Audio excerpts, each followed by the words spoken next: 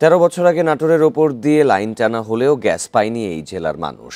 ব্যবসায়ীদের দাবি, লাইনের গ্যাস না পাওয়ায় পণ্য উৎপাদন খরচ বেশি হয়। এতে পাশের জেলা বগুড়া ও পাবনার সঙ্গে প্রতিযোগিতায় টিকতে পারছেন না তারা। ফলে বন্ধ হয়ে যাচ্ছে অনেক কারখানা। উন্নত সড়ক যোগাযোগ ও রেল সুবিধা থাকায় ব্যবসার জন্য গুরুত্বপূর্ণ জেলা নাটোর। তবে 3 দশকেও শিল্প বাণিজ্যের দিক দিয়ে এগুতে পারেনি জেলাটি। 2011 সালে সিরাজগঞ্জের হাটিকুমরুল থেকে নাটোরের বাগাতিপাড়া হয়ে রাজশাহী পর্যন্ত গ্যাস লাইন টানা হলেও জেলায় গ্যাস সরবরাহ নেই।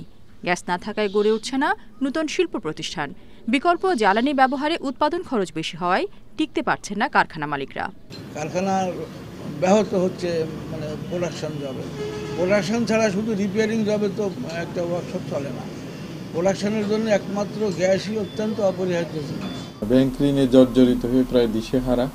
এছাড়াও নতুন কোনো প্রতিষ্ঠান যদি আমরা করতে চাই গ্যাসের অভাবে, সেক্ষেত্রে আমাদের আগ্রহটা একেবারেই হারায় যায়। আমরা আশা করেছিলাম যে বনপাড়ার থেকে সোজা আমাদের নাটোরের লাইনটা নিয়ে এসে নাটোর থেকে রাজশাহী নিয়ে যাওয়া হবে, কিন্তু সেটা না হওয়াতে আমাদের নাটোরে গ্যাস ভিত্তিক শিল্প গড়ে উঠছে না।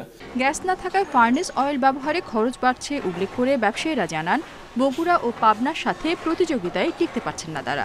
বগুড়া আলাদা 9 টাকা কমে উৎপাদন করে, আর আমাদের বিসিকি জ্বালানি বিভিন্ন রকম করার কারণে ফার্নেস অয়েল কাঠ 9 টাকা পার কেজিতে বেড়ে যায়। কাজেই শিল্প কারখানা এখানে লস খেয়েও চলে গেছে কয়েকটা। প্রশাসনের কাছে গ্যাস সরবরাহের দাবি জানিয়েও ফল মেলেনি বলে জানান বিসিক কর্মকর্তারা। গ্যাস না থাকার কারণে অনেক ভালো ভালো শিল্প প্রতিষ্ঠানগুলো বন্ধ হয়ে যাচ্ছে এবং আমার বিসিকেও যেহেতু এখানে একটা শিল্প এলাকা, এখানে অনেকে শিল্প প্রতিষ্ঠান করতে আগ্রহী হয়। ভালো ভালো শিল্প কারখানা এখানে আরও গড়ে তোলা সম্ভব যদি নাটোরে গ্যাস আসে। জেলায় ছোট বড় শতাধিক শিল্প প্রতিষ্ঠান রয়েছে, এর মধ্যে বিসিকে আছে 36টি।